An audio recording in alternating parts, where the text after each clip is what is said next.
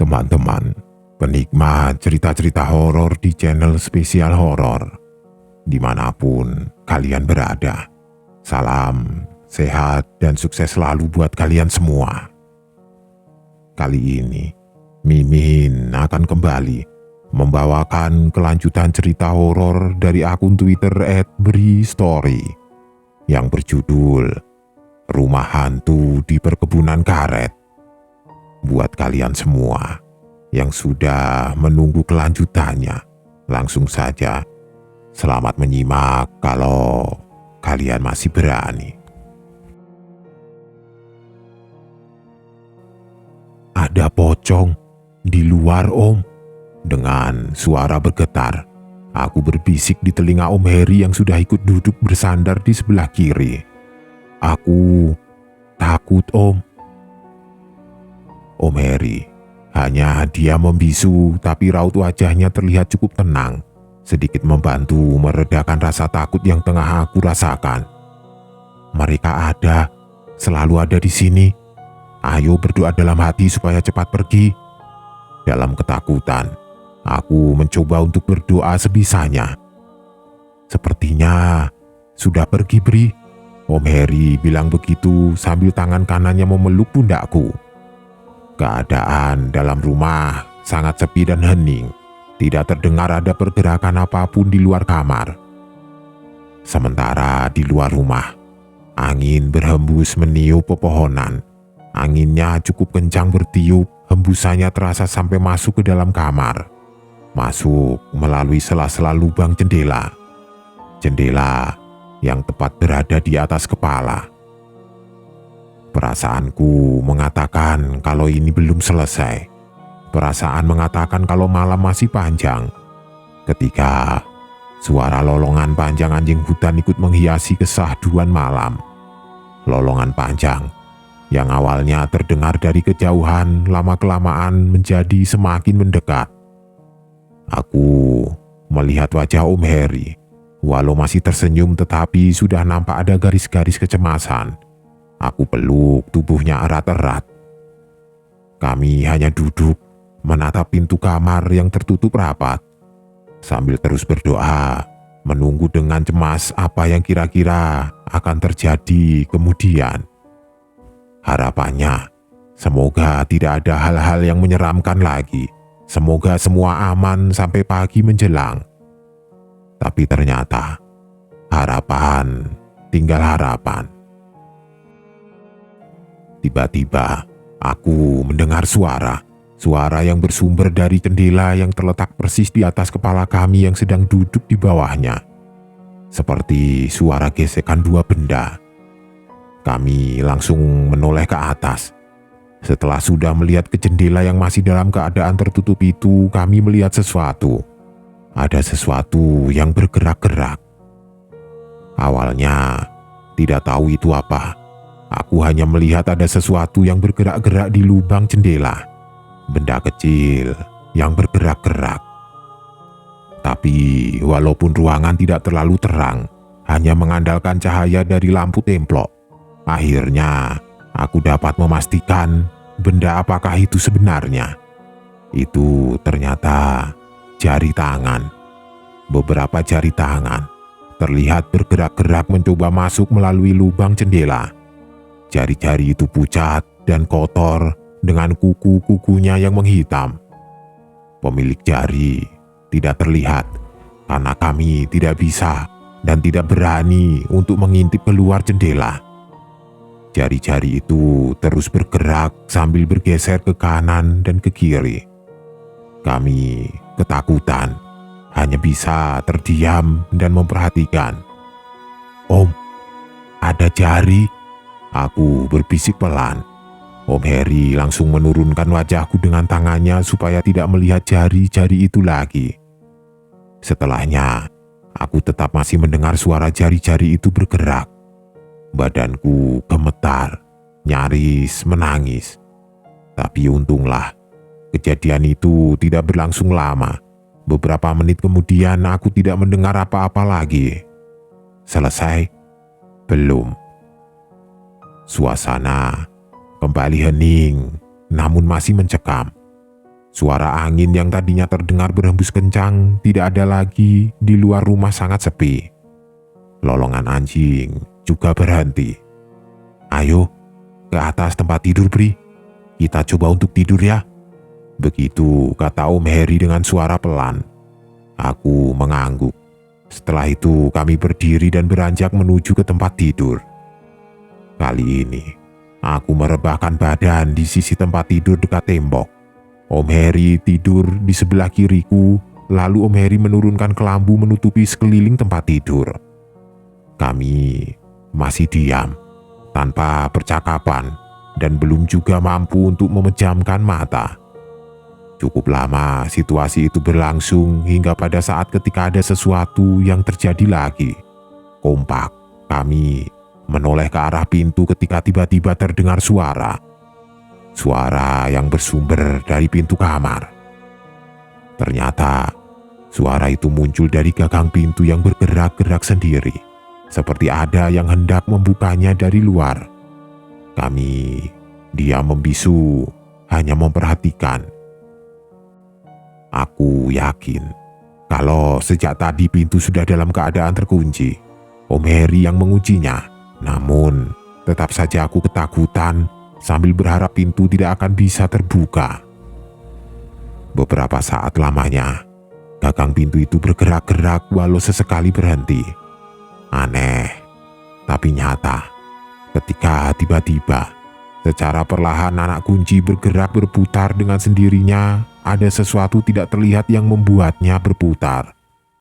Hingga akhirnya, anak kunci berhenti bergerak ketika posisinya sudah menunjukkan kalau pintu sudah dalam keadaan tidak terkunci. "Jangan takut, Bri. Biarin saja. Jangan dilihat." Om Heri akhirnya berbicara. Namun mataku terus saja mengarah ke pintu menunggu apa yang akan terjadi kemudian. Ya, lalu gagang pintu kembali bergerak ke bawah. Akhirnya perlahan-lahan pintu mulai terbuka. Celah kecil mulai terlihat ketika pintu terus bergeser terbuka. Dari balik kelambu, kami terus memperhatikan. Pelan-pelan, kami dapat melihat ruang tengah melalui celahnya. Ruang tengah sangat gelap karena lampu petromak sudah mati sejak tadi.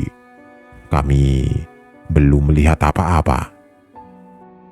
Sampai akhirnya ada sesuatu yang muncul dari balik pintu. Sesuatu yang sudah aku lihat beberapa saat sebelumnya.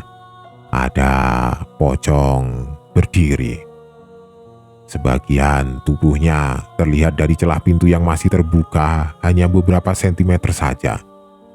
Aku terdiam, seperti terhipnotis. Aku lihat Om Heri juga begitu, dia masih diam membisu. Sementara pocong itu masih saja berdiri di depan pintu. Kemudian, pintu bergerak lagi. Bergerak menjadi semakin terbuka lebar secara perlahan. Sebagian besar tubuh pocong itu menjadi terlihat ketika pintu sudah nyaris terbuka penuh. Kemudian, pocong itu bergerak masuk ke dalam kamar, lalu berhenti dan berdiri tepat di sebelah tempat tidur. Hanya kelambu tipis tembus pandang yang membatasi jarak kami. Jantung seperti berhenti berdegup. Keringat dingin mulai mengucur. Aku gemetar. Jantung seperti berhenti berdegup. Keringat dingin mulai mengucur. Aku gemetar ketakutan. Tiba-tiba, Om Heri bangun dari posisi tidurnya dan duduk di samping tempat tidur. "Jangan lihat dia, Bri. Kamu merem saja." Aku menuruti omongannya. Aku memejamkan mata sambil menutupi wajah dengan kedua tangan. "Tolong, jangan ganggu. Pergi dari sini."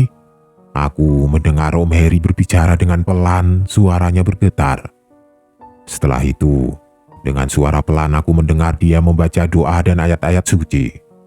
Cukup lama mendengar Om Heri melakukan itu. Hingga pada akhirnya aku mendengar kalau dia seperti bangkit dari duduknya. Kemudian terdengar suara pintu yang tertutup. Aku membuka mata, lalu melihat Om Heri sedang mengunci pintu. Kali ini Dia mencabut anak kunci. Pocongnya sudah tidak ada. "Beri, bangun. Ayo sholat subuh dulu." Syukurlah, ternyata sudah subuh. Aku langsung beranjak ke kamar mandi untuk berwudu. Suara motor terdengar dari kejauhan ketika aku dan Om Heri sedang duduk di teras rumah. Jam sudah menunjukkan hampir di pukul 7 pagi. Ternyata Om Wahyu yang datang dengan mengendarai motor. "Wah, kok sarapannya cuma teh saja, Bri?"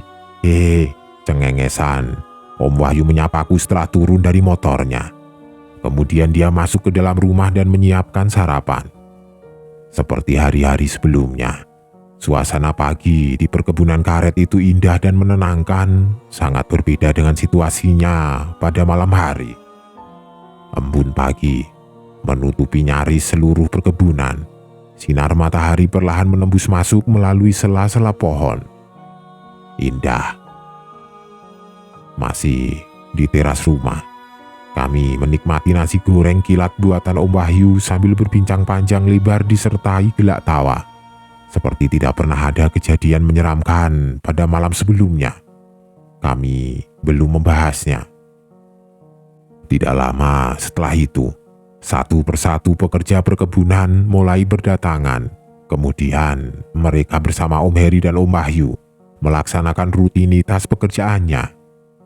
Aku bagaimana? Tinggal di rumah? Tidak mau, tidak berani. Aku mengikuti kegiatan mereka sampai selesai. Di sela-sela pekerjaan, Om Wahyu sesekali mengajakku berbincang. Dia bertanya tentang situasi rumah semalam ketika dia tidak ada. Aku ceritakan semuanya. "Itulah, Bri, sebenarnya kami tidak mau cerita, tapi akhirnya kamu merasakan juga kan? Semoga kamu tidak kapok main kesini ya." Begitu kata Om Wahyu. "Kapok? Tentu saja aku kapok. Aku akan berpikir 1000 kali untuk berlibur di tempat ini lagi. Sebenarnya aku sudah pingin pulang, tapi tidak berani bilang. Tidak enak, pasti merepotkan, karena Om Heri tentu saja harus mengantarku nantinya. Ya sudah, aku cuma bisa pasrah menunggu sampai hari Minggu untuk bisa pulang."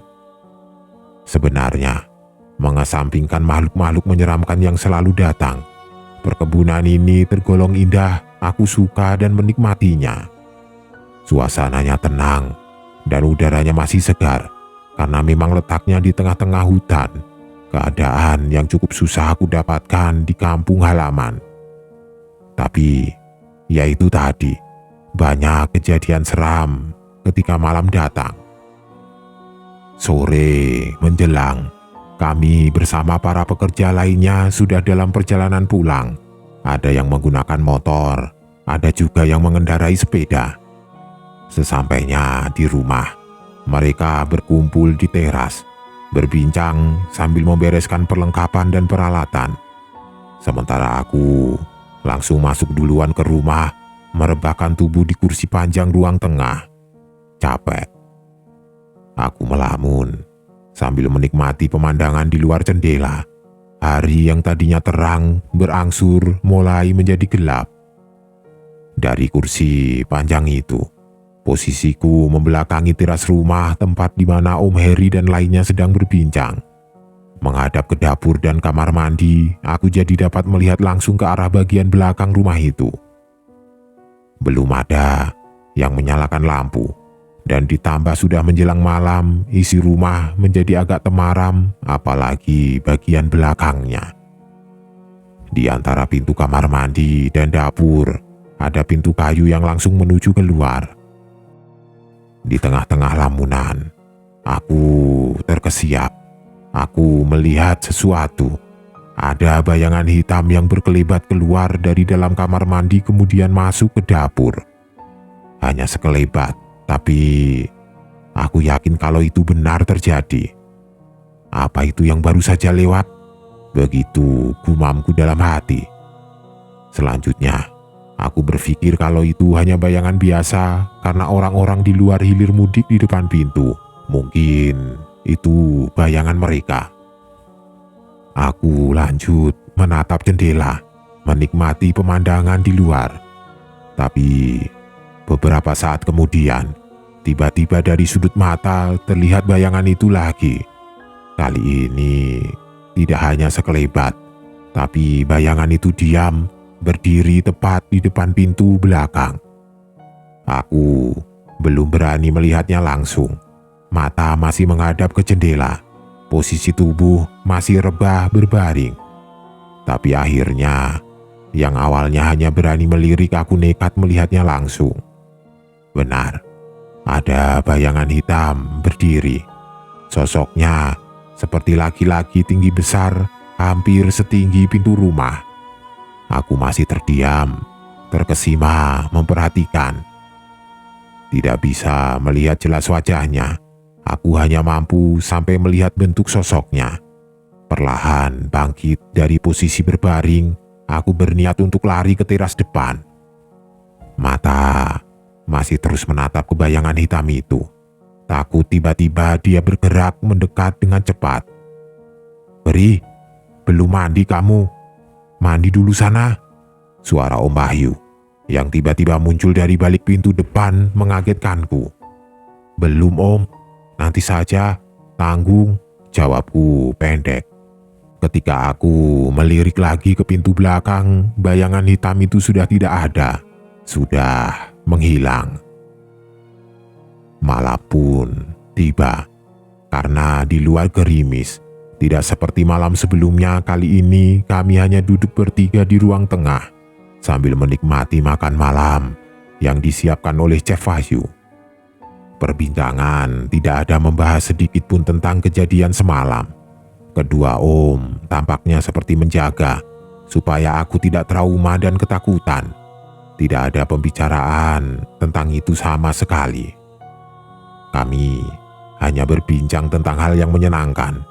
Seperti itulah kira-kira. Perbincangan kami ditambah dengan canda tawa memecah sunyinya malam. Sementara di luar, hujan turun semakin deras. Sesekali suara petir terdengar satu persatu. Sudah jam 10 malam. Perbincangan belum juga ada tanda-tanda akan selesai. Padahal aku sudah mengantuk akibat kurang tidur pada malam sebelumnya. "Sudah ngantuk, Pri. Kamu tidur duluan sana." "Iya Om, aku tidur duluan ya." Begitu aku bilang ke Om Heri. Setelahnya, aku beranjak masuk ke dalam kamar mencoba untuk tidur. Om Heri dan Om Wahyu masih lanjut berbincang.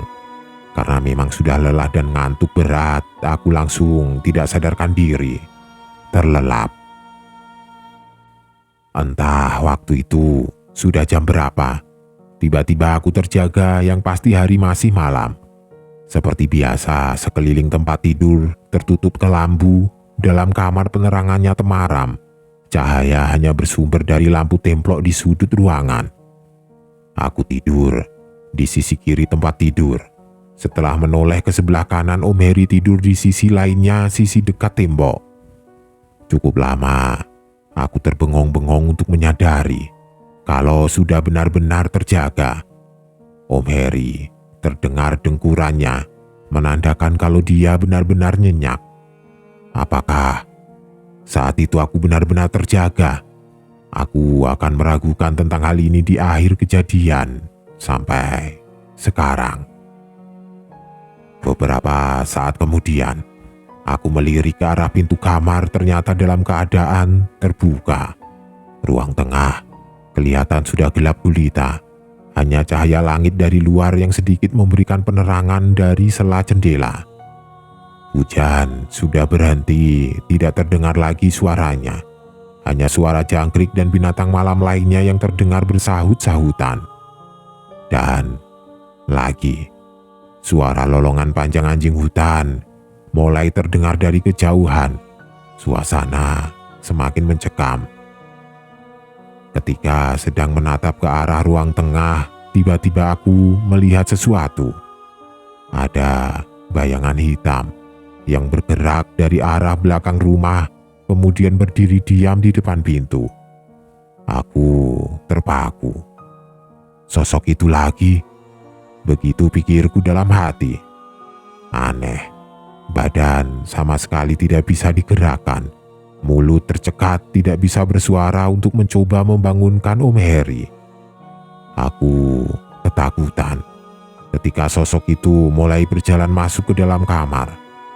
Aku masih belum bisa bergerak dan bersuara, sama sekali kaku.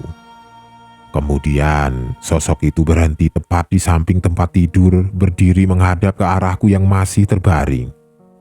Jarak kami hanya terpaut beberapa puluh sentimeter, hanya kelambu tipis sebagai penghalangnya. Aku semakin ketakutan. Masih saja tidak bisa bergerak dan bersuara ketika sosok itu perlahan mendekat. Semakin mendekat. Kemudian tangannya mulai membuka kelambu. Pada saat itu, aku belum juga bisa melihat wajahnya dengan jelas. Terlihat hanya hitam legam. Aku menoleh ke kanan. Om Heri masih saja lelap tertidur. Aku panik ketika kelambu sudah benar-benar terbuka. Lalu sosok itu mencoba mengangkatku, membopongku dari atas tempat tidur. Tetap, aku masih belum bisa bergerak dan bersuara. Hanya bisa menoleh ke arah Om Heri yang masih tetap terlelap. Aku menangis dalam diam. Air mata mulai jatuh, panik dan ketakutan. Setelah badan sudah benar-benar terangkat, sosok itu membawaku keluar kamar. Desah nafasnya mengeluarkan hawa panas yang menerpa wajahku. Aku masih belum juga bisa melihat wajahnya. Kemudian dia membawaku keluar rumah melalui pintu depan. Sejak detik itu, aku memejamkan mata dan berdoa sebisanya di dalam hati. Setelahnya, aku merasa kami terus bergerak menjauh, meninggalkan rumah, tidak tahu ke arah mana, tidak tahu menuju kemana. Hingga beberapa menit kemudian kami berhenti. Saat itulah aku baru berani membuka mata. Masih berada di dalam gendongan sosok itu, aku melihat ke sekeliling. Ternyata kami berada di tengah-tengah pepohonan. Bukan pohon karet, tapi pohon lain yang besar dan rindang seperti di tengah hutan belantara. Keadaan sangat gelap. Hanya cahaya dari langit yang menembus sela pepohonan yang membantu penglihatan. Kemudian perlahan dia menurunkanku dari gendongannya, memposisikanku berdiri di samping kirinya. Sementara itu, aku masih saja tidak bisa bergerak dan bersuara. Cukup lama kami berdiri diam dalam keheningan. Hingga pada akhirnya ada sesuatu yang bergerak di kejauhan, bergerak mendekat ke arah tempat kami berdiri. Ketika sudah cukup dekat, barulah aku dapat melihat dengan jelas apa itu yang sedang bergerak mendekat. Aku melihat ada serombongan orang yang datang berbaris beriringan. Aku langsung tersadar kalau aku pernah melihat rombongan ini sebelumnya.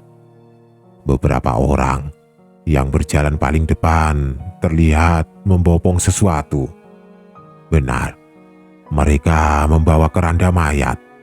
Saat itu pula aku baru tersadar kalau beberapa meter di depan kami berdiri ada lubang di tanah yang memanjang, persis seperti liang kuburan. Beberapa saat kemudian, rombongan itu kemudian berhenti tepat di depan liang kuburan, lalu beberapa orang yang menggotong keranda menurunkan kerandanya dari pundak mereka. Di atas keranda, aku melihat sesosok jenazah yang terbaring dengan berbalut kain kafan mengerikan. Semakin ketakutan, aku menangis dalam diam. Ketika aku menoleh ke kanan untuk melihat sosok tinggi besar yang membawaku ke tempat itu, dia hanya berdiri diam memperhatikan rekan-rekannya. Proses penguburan di tengah hutan pada tengah malam itu pun dimulai. Beberapa orang mulai menurunkan jenazah dari atas keranda untuk memasukkannya ke dalam liang kubur. Jarakku dan pocong yang sedang diangkat itu hanya beberapa meter, sangat dekat. Aku semakin ketakutan, badan gemetar hebat, ketika aku melihat hal yang cukup mengerikan. Ketika hendak dimasukkan ke liang kubur, pocong itu terlihat terbuka pada bagian wajahnya. Dari pantulan sedikit cahaya langit aku dapat melihat wajahnya. Kemudian pocong itu tersenyum ke arahku. Aku menangis sejadi-jadinya, ketakutan, hingga pada akhirnya jatuh terduduk. Setelah itu, aku tidak ingat apa-apa lagi. "Bri, bangun Bri, bangun." Hari masih gelap ketika aku tersadarkan oleh suara Om Heri dan Om Wahyu. Ternyata aku sedang berada di teras depan rumah berbaring di lantainya. Ketika sudah benar-benar siuman, hanya satu kalimat yang sangat ingin aku ucapkan. "Om, aku ingin pulang. Tidak tahan lagi Om, takut." Sambil menangis, aku mengucapkan kalimat itu. "Iya Beri, hari ini Om akan antar kamu pulang ya." Begitu kata Om Heri. Dan hari itu juga aku pulang. Itulah pengalaman yang aku dapatkan ketika berlibur di perkebunan karet. Salah satu pengalaman yang paling menyeramkan yang pernah aku alami. Cukup, aku kapok, tidak mau lagi datang ke tempat itu. Sementara Om Heri dan Om Wahyu tetap melanjutkan hidup di sana. Jadi, masih banyak kejadian mencekam yang akan mereka ceritakan.